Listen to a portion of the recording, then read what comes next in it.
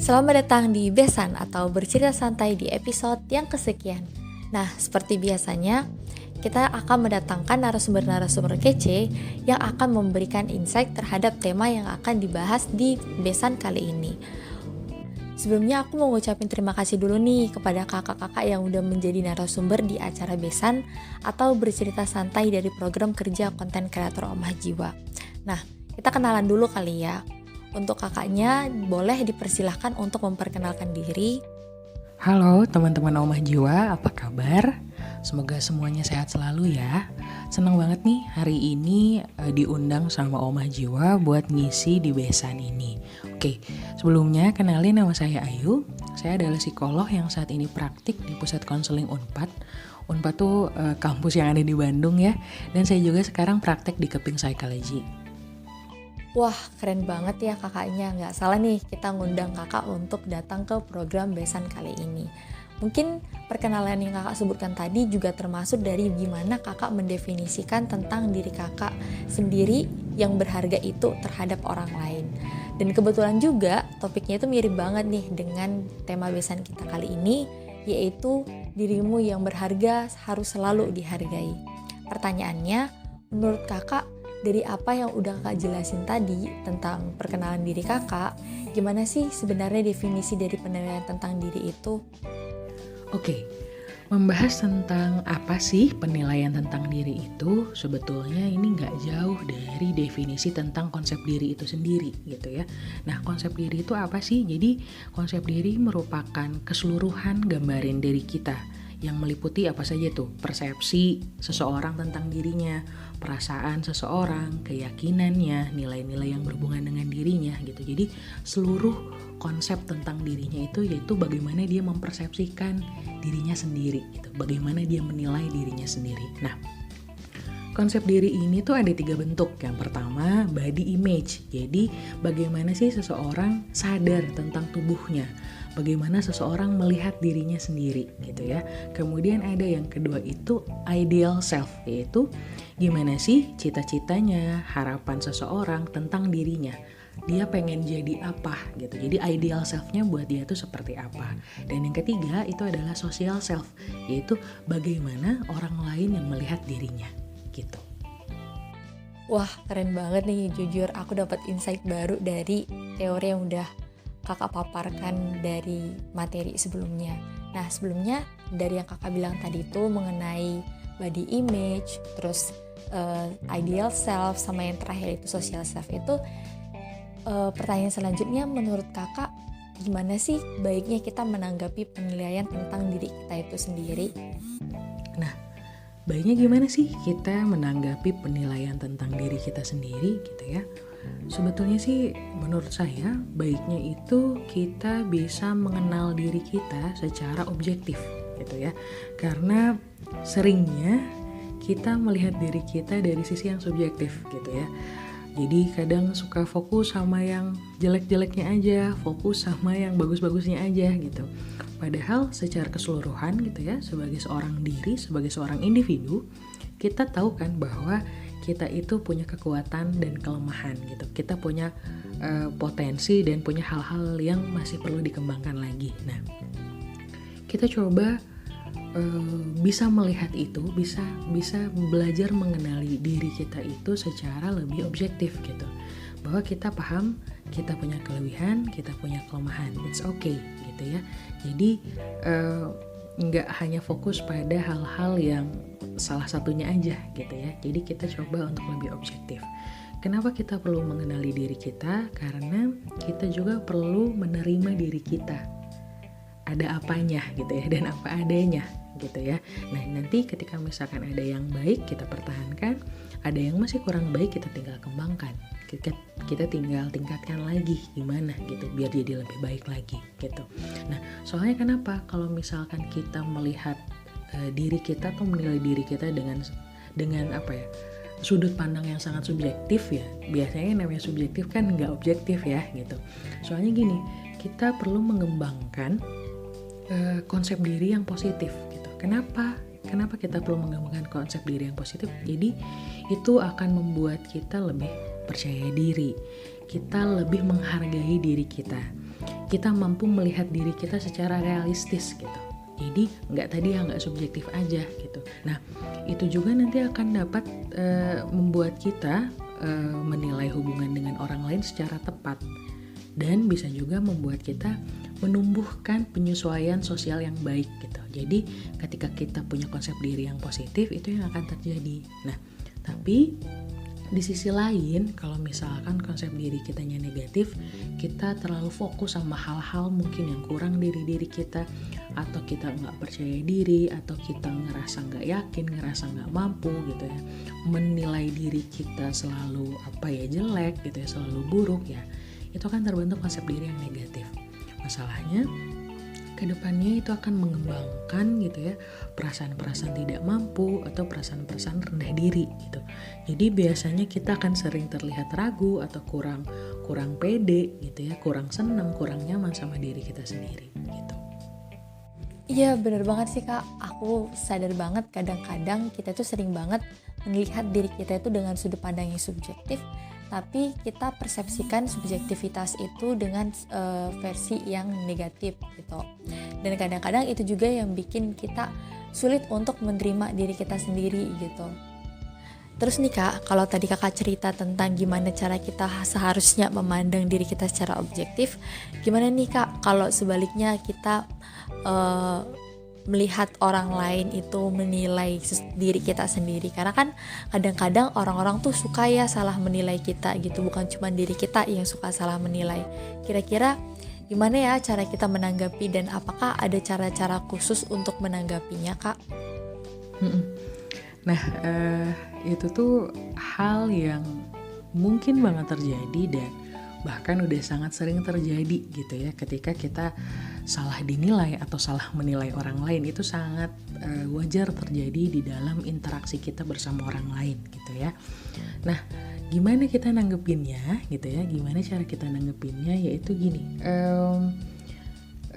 kesalahan penilaian atau ya kurang tepatnya penilaian baik itu kita kepada orang lain atau orang lain terhadap kita, itu dimungkinkan oleh beberapa hal gitu ya.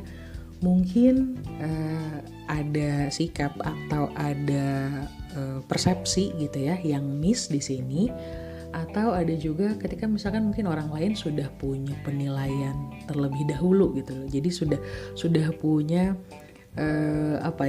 hal-hal yang kayaknya dia orang kayak gini deh, kayaknya orang kayak gini, padahal mungkin belum terlalu kenal. Nah biasanya kan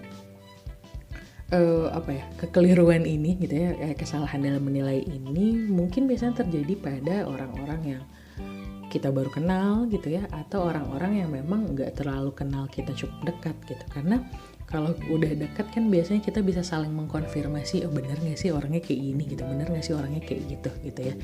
Nah apa yang dinilai oleh orang lain terhadap kita itu sebetulnya itu kan persepsi orang lain terhadap diri kita. Apakah itu sesuatu yang bisa kita kontrol? Ternyata enggak gitu. Jadi itu tuh udah it's really beyond of our control gitu loh. Kita tidak bisa mengendalikan persepsi orang lain terhadap kita, penilaian orang lain terhadap kita gitu.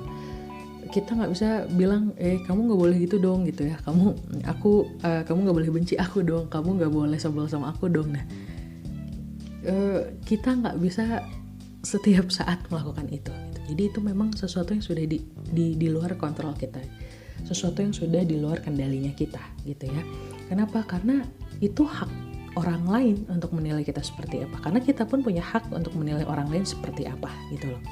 Jadi kalau kita berusaha mengontrol apa yang nggak bisa kontrol, jatuhnya apa coba? Jatuhnya akan frustasi gitu, karena kita berusaha mengendalikan sesuatu yang sudah jauh di luar kendali kita gitu.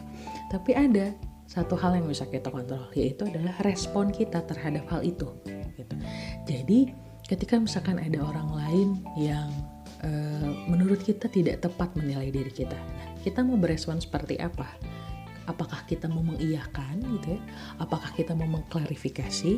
Apakah itu akan membuat kita menjadi hal yang bikin kita overthinking kah, atau apapun itu gitu. Jadi filternya ada di kita. gitu. Jadi penilaian orang lain terhadap kita, persepsi orang lain terhadap kita itu sesuatu yang nggak bisa kita kontrol. Yang bisa kita kontrol adalah bagaimana kita mau merespon hal itu, gitu loh. Jadi kalau menurut saya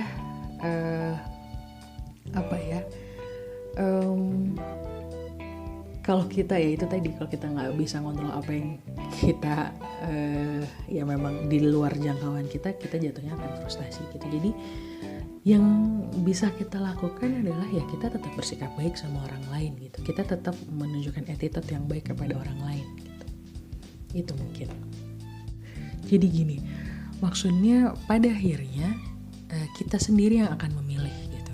Kita mau mempresent diri kita seperti apa kepada lingkungan gitu. Tapi penilaian lingkungan sudah bukan kendalinya kita. Yang bisa kita lakukan adalah bagaimana kita menunjukkan gitu, bagaimana kita mau dilihat, bagaimana kita mau itu menunjukkan diri kita kepada lingkungan tuh ingin seperti apa gitu. Tapi penilaiannya tetap balik lagi, itu sesuatu yang nggak bisa kita kontrol. Nah, jadi ini reminder juga ya untuk aku dan untuk teman-teman sekalian bahwa sebenarnya penilaian orang lain tentang diri kita itu ada di luar kendali kita gitu. Cuman yang bisa kita kendalikan itu adalah respon kita dan gimana cara kita bisa berperilaku di lingkungan sosial. Nah, terakhir nih Kak, setelah kita udah tahu tuh definisi, cara menilai diri, cara merespon penilaian orang lain, selanjutnya gimana caranya supaya kita bisa memaknai hidup dengan lebih bijak dan merasa berarti, sehingga penilaian itu bukan buat kita merasa jelek atau hina, atau mungkin sesuatu yang seperti persepsi yang negatif, yang jahat ke diri kita sendiri gitu. Apa ada cara khususnya juga ya Kak? Maksudnya pembelajaran apa yang harus kita latih untuk menumbuhkan perasaan memaknai hidup dan merasa lebih berarti itu? Oke, caranya gimana? Pertama mungkin yang bisa kita lakukan adalah kita coba mengenali diri kita sendiri secara objektif tadi gitu ya. Kita adalah individu yang punya kelebihan dan punya kekurangan. It's okay. Kenapa? Karena semua orang pun seperti itu gitu ya. Semua orang punya kelebihan dan kekurangannya masing-masing gitu ya. Semua orang pernah berbuat kesalahan, pernah gitu ya. Semua orang pernah gak nyaman, pernah. It's okay gitu ya. Jadi kita coba kenali diri kita lebih objektif lagi. Jadi gak perlu overthinking sama hal-hal yang mungkin bikin kita jadi makin gak nyaman gitu. Kalau kita tahu, kita kenal bahwa kita punya kelebihan, kita jadikan itu kekuatannya diri kita. Kalau kita punya kelemahan, jadikan itu adalah patokan. Itu warning buat kita untuk bisa memperbaiki diri di sebelah mana, untuk bisa meningkatkan kualitas diri di sebelah mana, gitu ya. Nah, selanjutnya caranya gimana gitu ya. Nah, biasanya gini nih, konsep diri kita negatif sering terjadi karena kita insecure. Apa yang bikin kita insecure? Biasanya karena kita melihat orang lain atau membandingkan diri kita dengan orang lain. So, mulai dari sekarang, stop comparing yourself with others people. Kenapa? Karena perbandingannya nggak apple to apple. Terkadang kita membandingkan diri kita yang sebenarnya mungkin masih berproses atau kita baru mulai, tapi membandingkannya kepada pencapaian orang lain gitu loh. Keberhasilannya orang lain. Jadinya biasanya sih jadi makin bikin insecure atau jadi bikin ragu, jadi nggak pede gitu. Jadi padahal itu sebenarnya perbandingan yang nggak apple to apple. Kenapa? Karena we have different journey gitu ya. Kita punya perjalanan yang beda-beda gitu.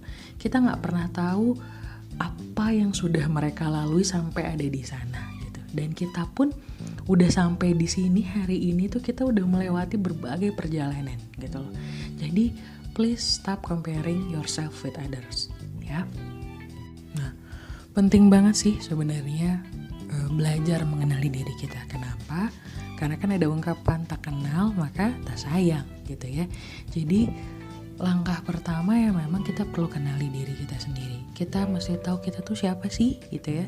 Kita tuh punya apa sih, kemampuan kita tuh apa sih, yang masih harus dikembangkan diri kita tuh apa sih gitu ya. Jadi setelah kita kenal gitu ya, kita belajar jadinya menerima diri kita sendiri. Kita belajar accept sama diri kita sendiri.